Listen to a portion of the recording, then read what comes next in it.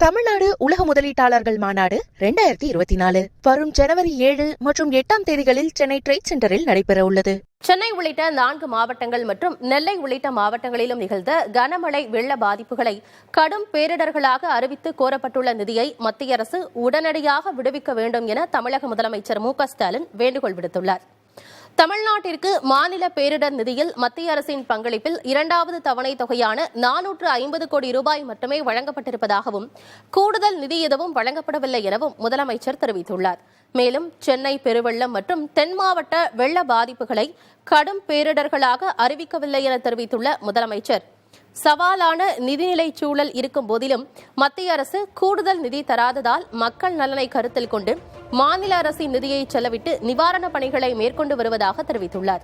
சென்னையில் நிவாரண உதவி மற்றும் மீட்பு பணிகளுக்கும் 1500 கோடி ரூபாய் கூடுதலாக செலவிடப்பட்டுள்ளது என்றும், நெல்லை உள்ளிட்ட பகுதிகளில் அறிவித்துள்ள நிவாரண உதவிகளுக்கும் பணிகளுக்கும் 500 கோடி ரூபாய்க்கும் மேல் செலவாகும் என எதிர்பார்க்கப்படுவதாகவும் தெரிவித்துள்ளார். சேதமடைந்த உட்கட்டமைப்பு வசதிகளை சீரமைக்க மாநில பேரிடர் மேலாண்மை நிதியிலிருந்து 250 கோடி ரூபாயை விடுவிக்க உத்தரவிட்டுள்ளதாகவும் முதலமைச்சர் கூறியுள்ளார். தமிழ்நாடு உலக முதலீட்டாளர்கள் மாநாடு 2024 வரும் ஜனவரி 7 மற்றும் 8 தேதிகளில் சென்னை ட்ரேட் சென்டரில் நடைபெற உள்ளது.